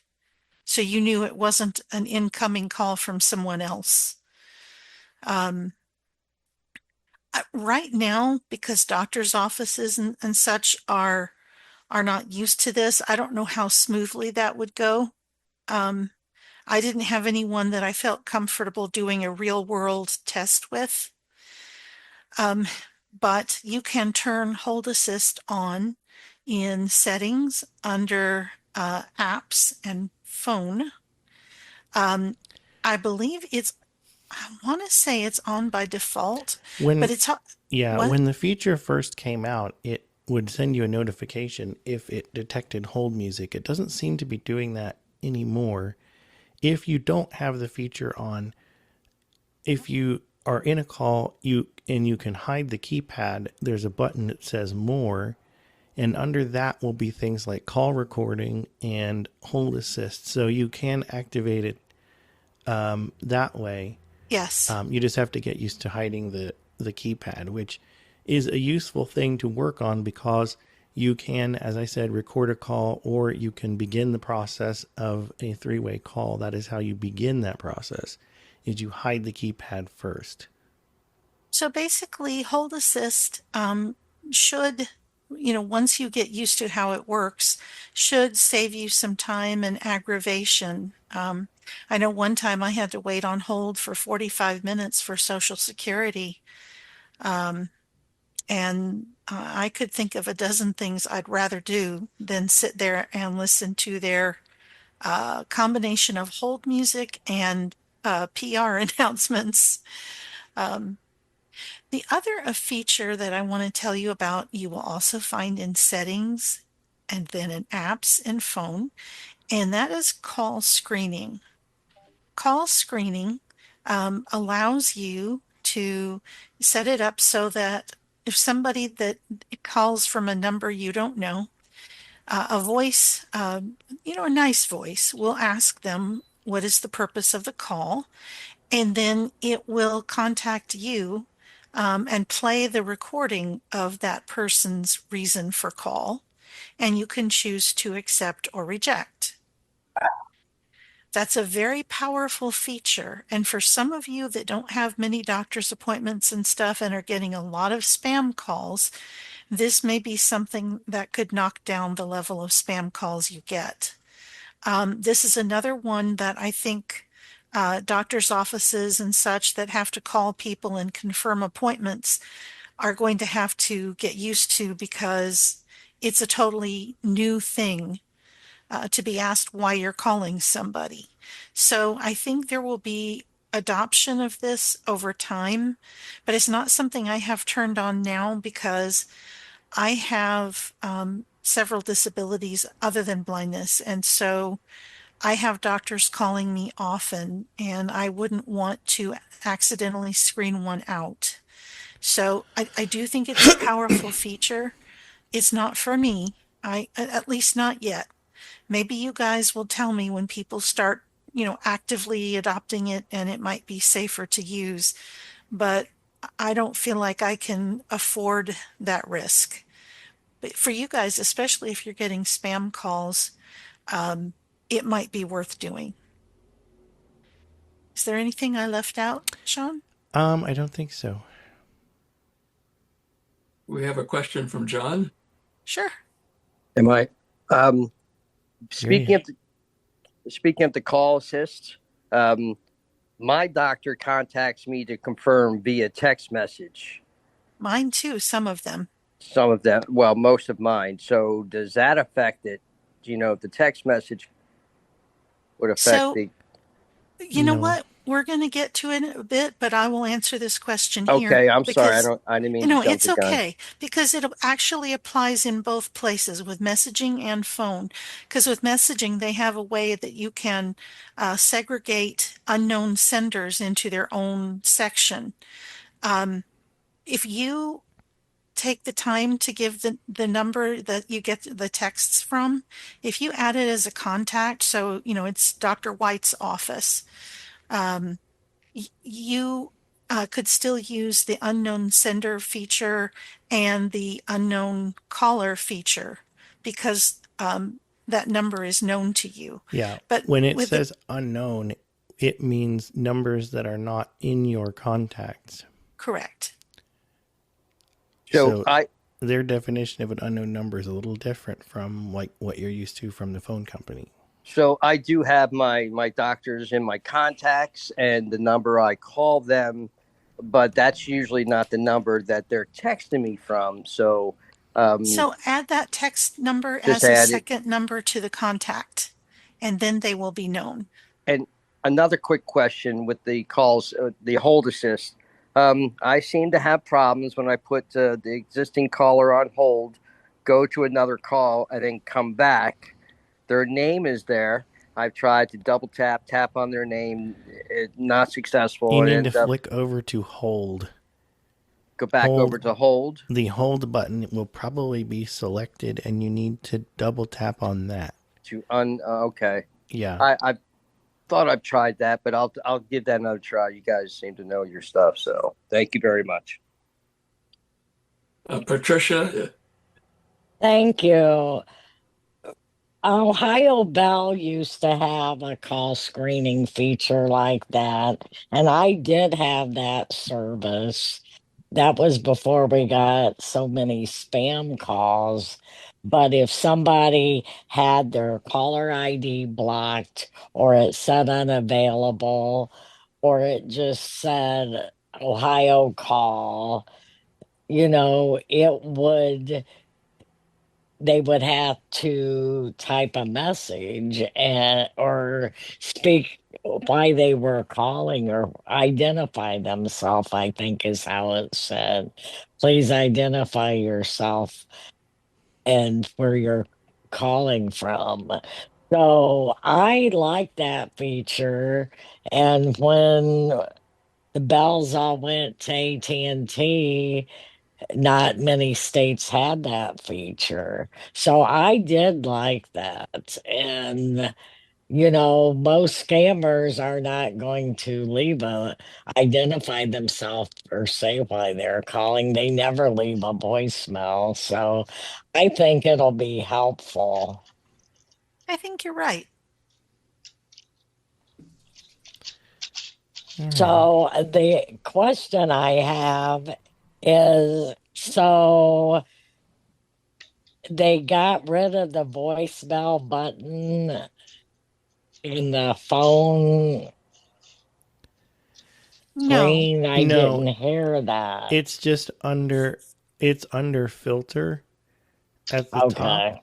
And so Okay. voicemail is one of the options you can choose. Okay. Also, if you're looking at your recent calls, let's say that, Mary called you and left you a message. As you're Yeah. scrolling through there, you'll see her voicemail right away. So it's not like you have to go to another tab and see if somebody Okay. left you a voicemail. Yeah, and they show in chronological order. It groups them together. Okay. Okay. Thank you. So I did hear it's going to take some time to get used to the new phone Yeah, thing. and if If, you don't like it, you can go back to classic anytime you want. You don't have to keep this, but I I would recommend taking a little bit of time and see how you like it, because at first I was like, I don't know, and then I was like, wait, I really do like this. yeah, it'll just take time to To get just used to to it. Because when you flick down on a call and it says call, you know what's going to happen. It's much more, because there used to be a time when you'd think you were calling one person and focus would jump and you'd call somebody else. Well, this, Oh boy, howdy. I did that to somebody at 3 in the morning when I had a fall. I yeah, called someone in another state Oh my and goodness. I felt yeah, horrible, yeah, but I needed help. So she actually called my husband to get help. yeah, Back when we were still together, that was the scariest thing. yeah. So I really like this phone app. It's nice. A question from Dawn. Okay, so I have a bit of a question with this. I am a disability rights advocate in Ohio, and I do a lot of advocacy work for people across different states and technology teaching and that kind of stuff. Um, so I have to take calls from, if unknown callers call me, I kind of have to pick up the darn phone, which that's a blessing and a curse for me, but I live with it. Me too. Um, um, if I can I set this up so that only certain calls are screened out and certain ones, so like case in point, so like let's say I have my mom and dad in my contacts. Well, I don't think dad's gonna wanna, it's your father, pick up the Well, darn no, phone. because Like, it's No, in there. they only Because, filter out people that are not in your contacts. Anyone okay, in your contacts can still call you.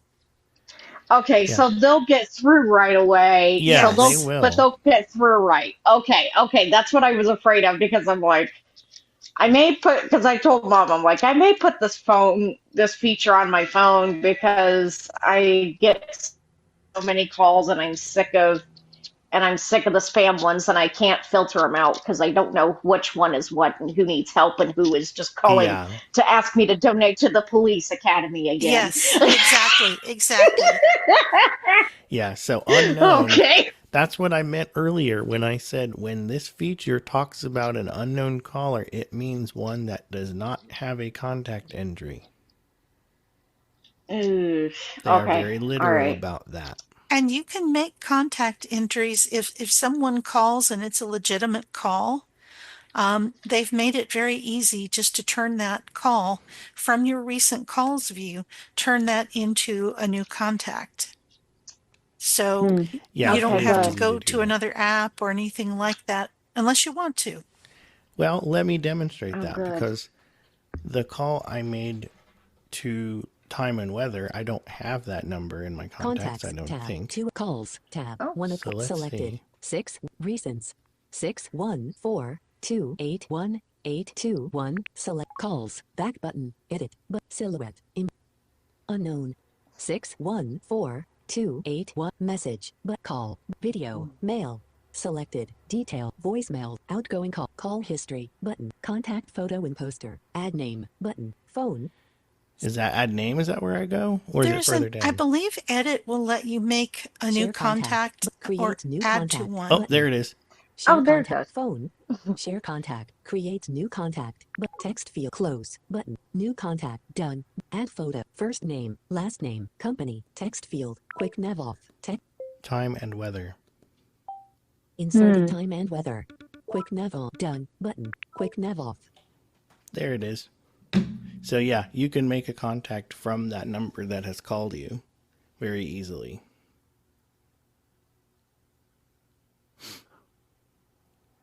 All right, any other Phone questions? ending at 1596. Okay. Can you hear me? Yes. Yes. All right. My question is also about the call assist. What about if a doctor's office calls you, and it's and even if it might be in your thing, because it could be an automated thing that calls you and leaves you, that could leave you a message, say, hey, you want to confirm or confirm this appointment or not? Because sometimes what they do is some of these doctors' offices, they may, sometimes you know who it is, sometimes you don't, and they could, leave a message. So how is this going to work? You're Even if you asking the if you have it, same thing I am, sir. That's why I haven't turned it on because some of my doctors are super great about using text, but I have one that calls from a random number and uses NeoSpeech Kate to leave me messages about Yeah, my yeah, appointments. NeoSpeech, or sometimes what they'll do, some some doctors' offices, whatever, will use either NeoSpeech Kate or even the Evona voices. For Yes. example, they'll use like Yeah, Sally, for example, to leave them a voicemail. How is that going to work? that's why Because Monica if doesn't use it. you know, Yeah. okay, thank you. I wish I had a better answer. I mean, maybe as things progress in the future, we'll all figure this out. Um, but for now, that's why I don't turn it on. I'm just worried that I'll miss something that's actually important.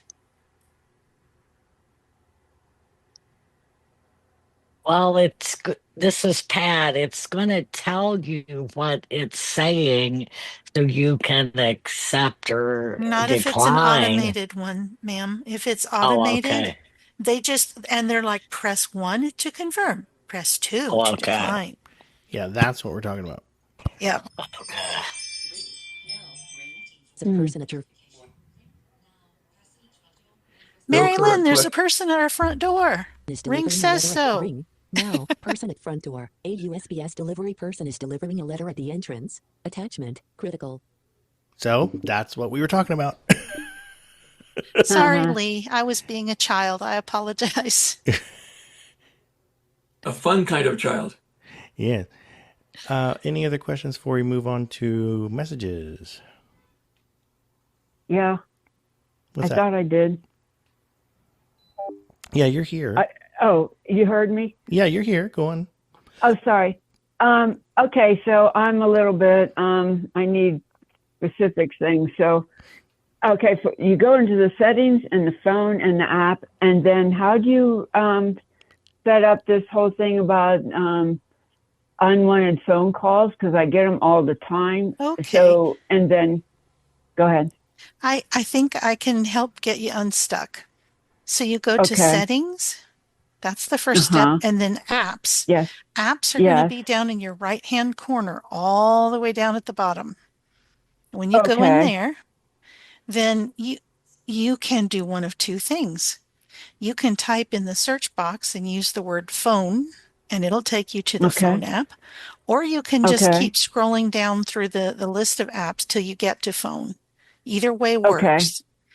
All And then right. all the stuff about the unwanted calls is down at the bottom. So you'll probably have to scroll a screen or two down. And But keep in mind, you're not going to see it right now because you don't have the right, update yet. that's Oh, right. you're not going to So, see it right now. That's on, yeah, this is you're with not going to see it right 26. That's now. Okay. right. hmm Right, So right. when update time comes, we're all going to have a happy update party.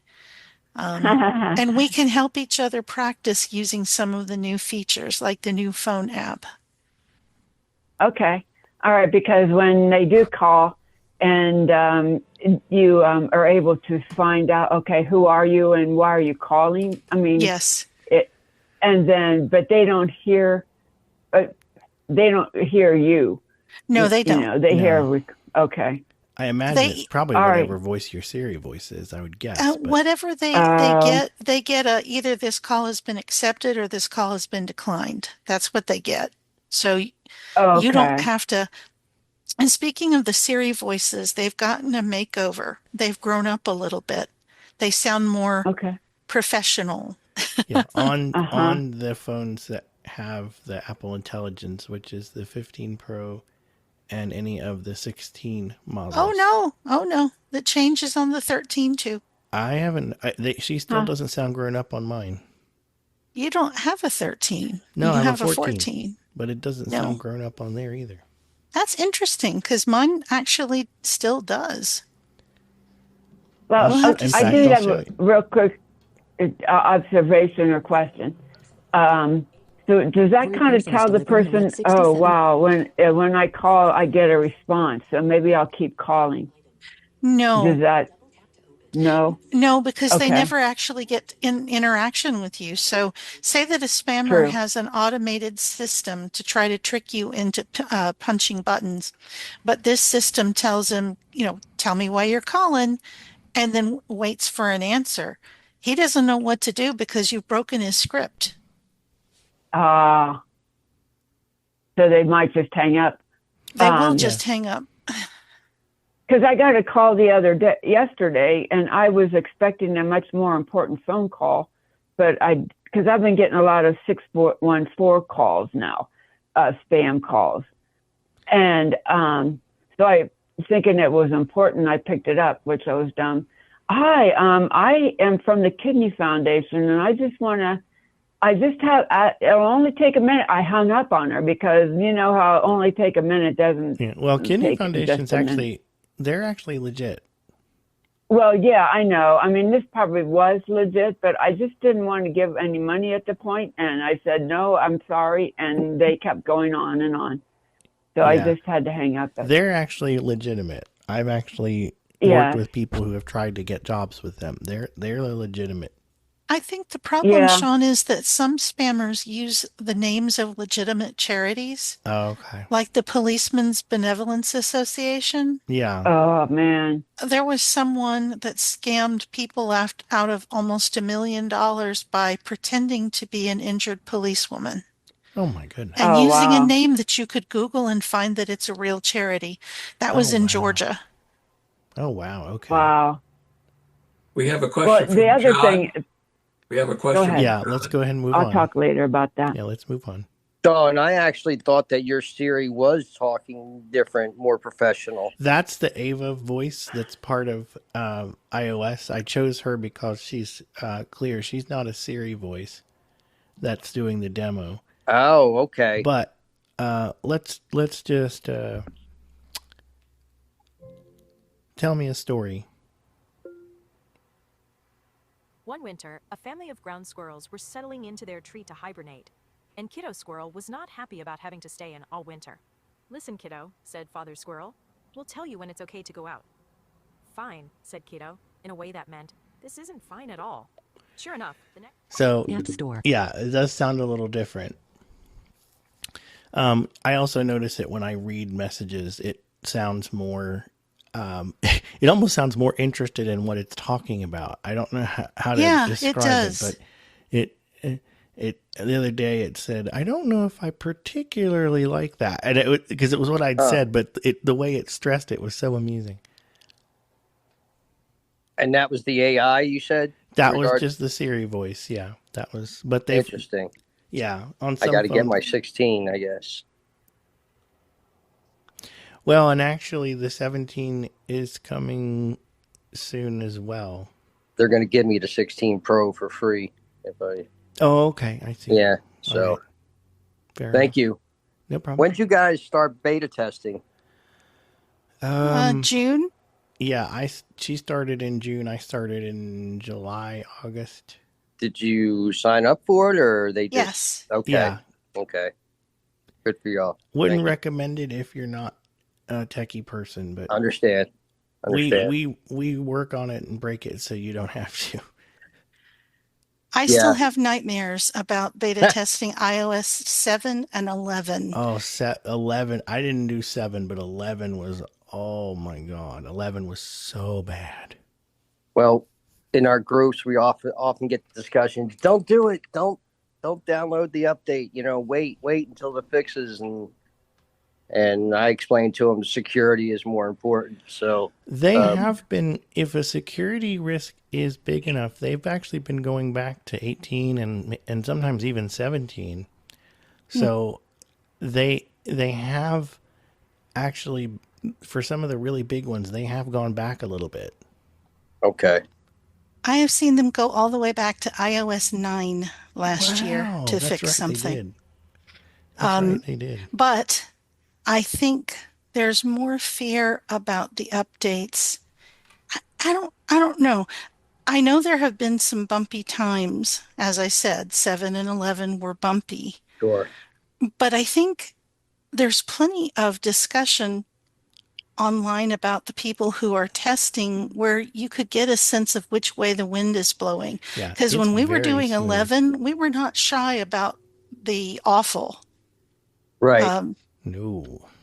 And so when I tell you, I forgot I was beta testing with beta 1. That has never happened to me ever. Yeah. Yeah. And even there was times I was like, oh yeah, I'm on the beta, because it's just very few crashes, very only occasionally needing to restart for specific issues. I mean, this is as smooth an update ride as you could ask for, honestly. I mean, I can remember giving them feedback. I said, look, general population is getting older, losing their eyesight. We're going to be using more accessible. So, check it out before you release it, instead of releasing it and then having Yes. to find out. I have not found too many accessibility issues. Me too. In this 26, that's good news. There have not been very many, and if they have been, they haven't been so big enough that it was like, oh God, I wish I hadn't done it. Well, we all appreciate y'all beta testing it, so you figure it out.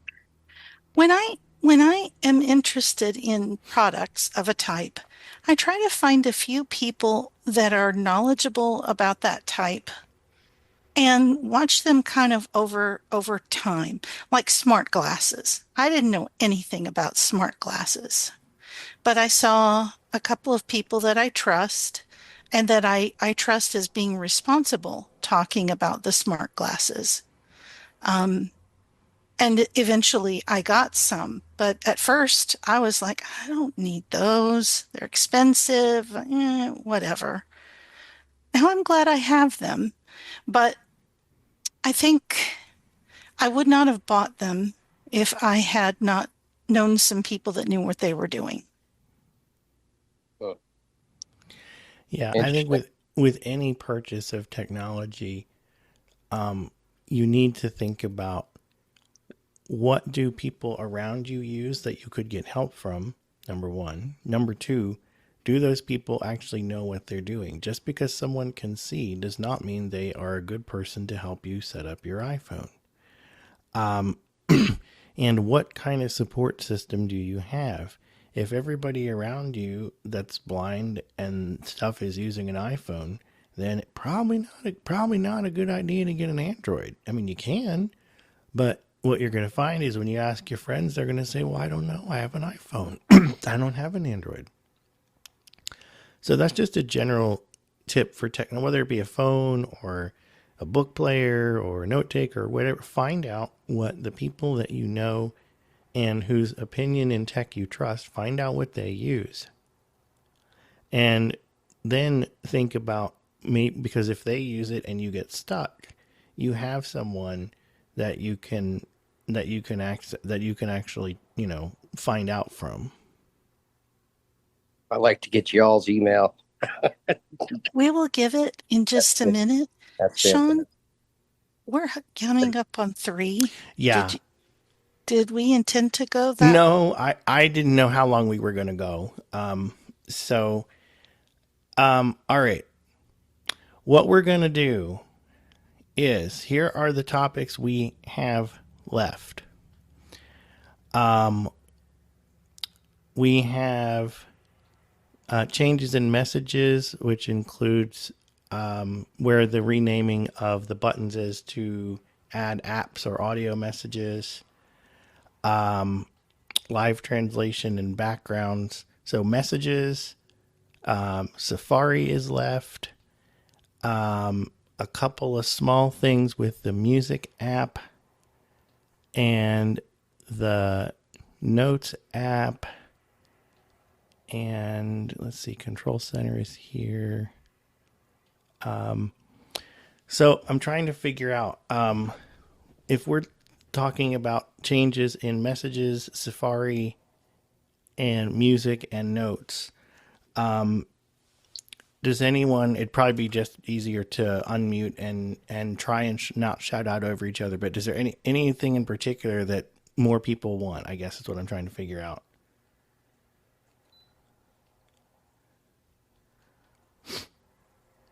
My vote goes for messages. Okay, messages, notes. What else?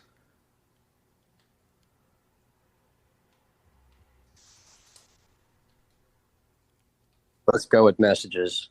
Messages? Yeah. We'll take 1 or 2 more people.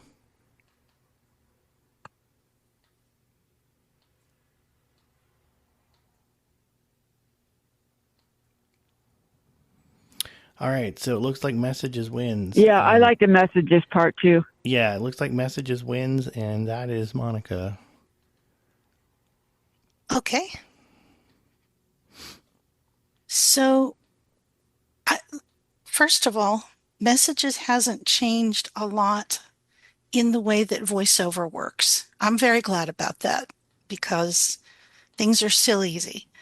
But there are some little nips and tucks that actually make it nice. But the first thing I want to tell you is if any of you guys are used to sending audio messages or maybe Apple Cash or Send Later, you know how you go to those little, they call them apps. They've changed the name of the button that you press to get those apps. It now just says add instead of apps. It's a little thing, but I thought add meant adding more people to the message, so I thought I would mention it. Messages. Let me just Double show tap to you. Messages. Monica. Pinned. Your I dictate. Your today 8:50. Your iMessage. Messages. Monica Willier. Would Dictate. you stop button. doing that? Message. iMessage. Text field. Add. Button. Add. Audio. Apple Cache. Polls. Send later. Genmagi. Image Playground. So on and Apple so forth. Cache. That's where those live now. So you heard it say polls, and polls are nice to use with a group text. Is that an Apple? Is that an Apple one now? Yes, it is. It's a new feature from Apple.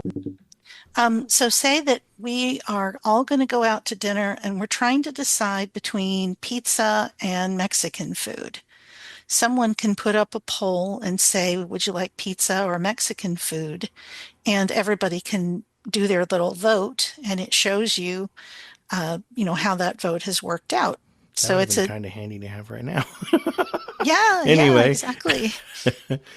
So there are a couple of really handy features that you may or may not want to use, but if you like them, if they are valuable to you, I think you'll be hooked.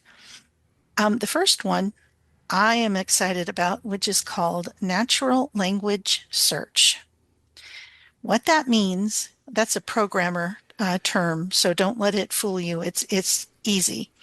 What that means is if you search for something, you don't have to have the exact word. So say that John has invited us to go out boating with him, but we can't remember if he just said, boat or boating. If we type boat in the search feature, it will find the message, but it will also find the message if he said, want to go on my boat, and we type boating, it will try to find something that is very close to boat. So in the past, searching for messages, it could be helpful sometimes, but often it wasn't. It's sort of like looking in your couch and hoping you'll find some money. But now it's a much table. Oh. Yes, and it's a much easier way to search for messages when you need something that's important. Another feature that I think is going to be very helpful is that throughout iOS, they are integrating something called live translation. Live translation works in FaceTime when you're talking. It's my understanding you can set it up for phone calls as well. And in messages, if someone who speaks Spanish sends you a message in Spanish, it will translate it and put it in your message as English. And then if you write in English, it will transfer back to that person in Spanish. Now, what I don't know is if that works if you are conversing with someone on Android, because I don't have someone on Android who is bilingual that I could test it with. So that's I don't know. But if the person is using an iPhone, you can successfully, it's not just Spanish, it's Arabic, Chinese, all kinds of things. Sometimes I have a contact. I haven't really tested this. Have you tested this? I have a little bit. I have a friend who, for one reason or another, finds it amusing to send me Japanese haiku in Japanese because he knows I'll have to do something to figure out what it says.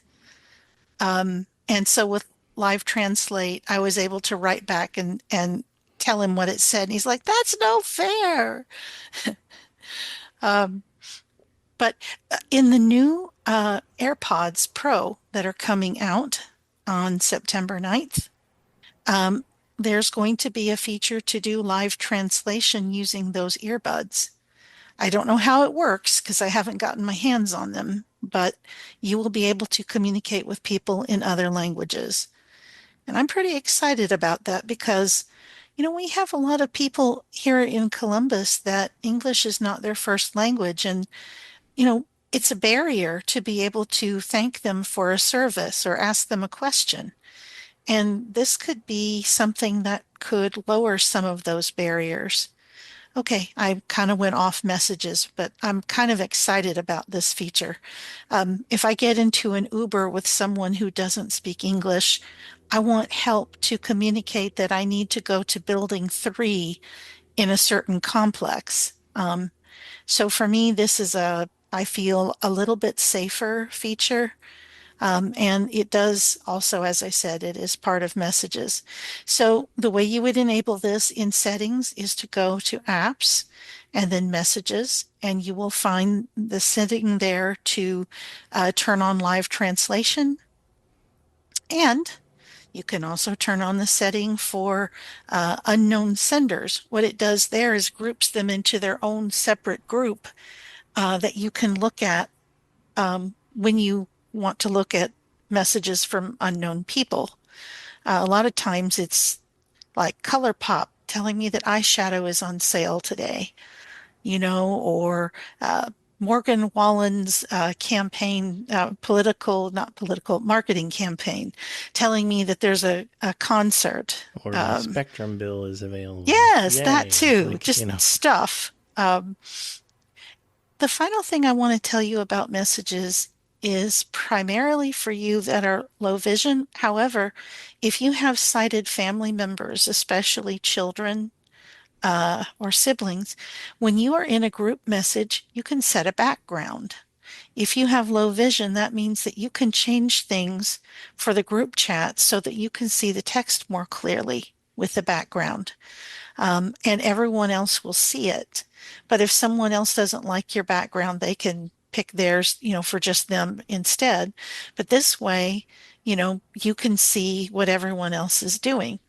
For us using VoiceOver, this does absolutely nothing. I did play with it though and sent messages to my grandchildren, and they told me that I had picked a happy, sunny wallpaper background. So um, that is messages in a nutshell. Did I forget anything, Sean?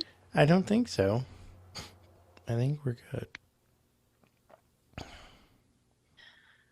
Do we have questions? Patricia still has a hand up. Patricia?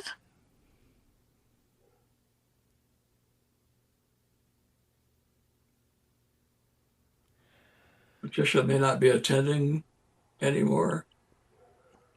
If she wasn't attending, she wouldn't still show up. No, I mean as in paying attending attention. to the computer. John has his hand up. Who else? Yes, right? John. Regarding the messages, can you still send an audio message through Siri? Yes. Okay. Yes, you can do that. Fantastic. Thank you. I don't like to do that because I feel like it cuts me off. You got to slow it down. I noticed. I prefer. Well, and slight rant for just slight soapbox. As wonderful as messaging and audio messaging with Siri can be, there are times, as we know, when it doesn't do what we want. I find that you get much better dictation results and control of your audio message if you go and open a conversation with the person and do your dictation or your audio message from there. The accuracy is so much better. And with the ability to select text, you can teach Siri and dictation, if there are words it gets wrong. For example, Monica is a book fanatic and is always talking about something on Bookshare. And Bookshare is written as one word with a capital B for book and a capital S for share. And she selected over that and typed it enough times that it finally realized, oh, that's how, when she says Bookshare, that's how it should be written. You can't do that teaching of Siri and dictation if you're just using Siri to make the message. So you do have a lot more, and Monica's even uses dictation even more than I do, and she'll tell you there is quite a striking difference. I've heard that. So if you open up the Messages app, there's an audio. There's a menu to select audio under. You go to apps or add, depending on it's apps right now. But when you update, if you decide to do it, it'll be add, and you click on there, and audio is one of your choices. Yeah, I believe I heard you do that. Yeah, audio, okay. And you can move them if you use the old double tap and hold and drag method. You can move them. Yeah. I moved audio to the top and cache and send later, and then kind of, left everything else as it was. I moved send later to the top because I'm always waking up at like 3 a.m. with what I think is a great idea or just something. And I don't want to wake someone up. So I send it to be like 7 or 8 a.m. when they're getting ready for work instead. Yeah, I wish you could do that with non-iMessage, but at the moment that's only iMessage. So you can't send later to someone who's on Android, for instance. That is true, but it does let me send lots of funny things to give my daughter a laugh in the morning while she's getting ready. She's a teacher, so yeah, that would be she has good. to get up pretty early. There you are, Patricia. Sorry, I had walked away from my phone and I couldn't hit the yes to unmute. Okay. I do have a question.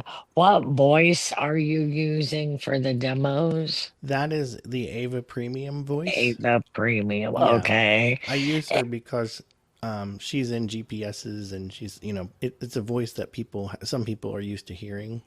Right. Is there a charge for the premium voice? Nope. It's just premium because it's bigger. So. It's just premium just means it's higher quality than the other options. Okay. But no, and it's not. I do have a comment. If you're doing a poll in Messages, it only works for the poll for iPhone user. That's correct. Yes. So I'm assuming the translation would only work for iPhone. It seems like everything. Now that I'm not. The updates, I don't know. That we don't know. I'm not sure about. The problem is that I don't have someone using modern Android that I can test with. I've got a friend that uses like Android 9, but that doesn't help. We don't know anyone who uses a new enough Android that also speaks another language that we can try it with. Yeah. Okay.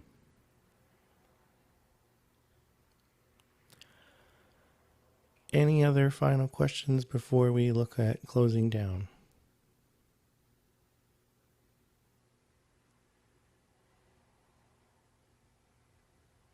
No, I think I'm fine, but thank you so much for taking all this time with us. No problem. We really there, like I said, there's a couple of things in Safari that we weren't quite able to get to, but we also have a group at 4:30 that we need to get going and eat something and some stuff like that. So, right. But get a life. Yeah, but thank you so much, everybody. I think what we're going to do is everybody grab your writing device. Yeah, grab something to write with. Do not delay. Don't say I'm going to memorize this in my head, because after a day or two you won't. Grab your favorite writing 10 utensil, minutes. That too. Pen or pencil. Or I mean, it doesn't. It okay, can be anything. Think all right. I'm ready. Yeah. So what are we? Let's see. What are we giving you? I know one of the things we're going to give, and I'm going to try and I didn't prepare. Sorry. One of the things we want to make sure that you have, of course, now I'm struggling here. Come on.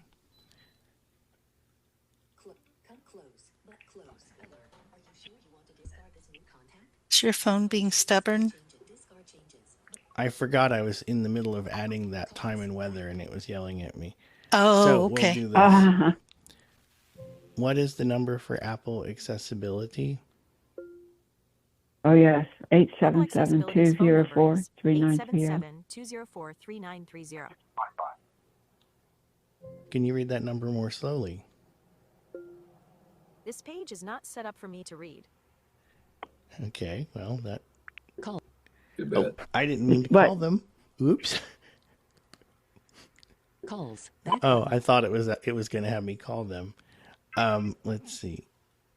I have 877-204-3930.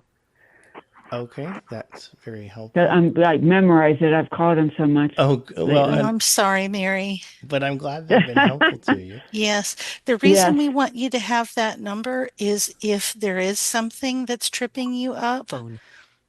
You know, we're a resource and other people that have been beta testing are too.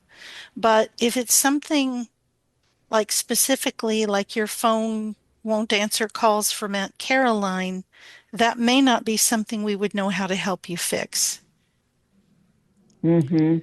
Yeah. Because sometimes phones just do weird stuff. Yeah, and it's not anything you've done. No. It just decides to be weird. Mm-hmm. So sometimes that happens. I think what we'll do is we will go ahead and stop the recordings so that we can give out contact information and not have that be recorded. I think that's probably the best way. Is that what you think, Monica? We should probably do? Yes, I think that would be best. So I'm going to hit Alt-R on mine to stop the recording.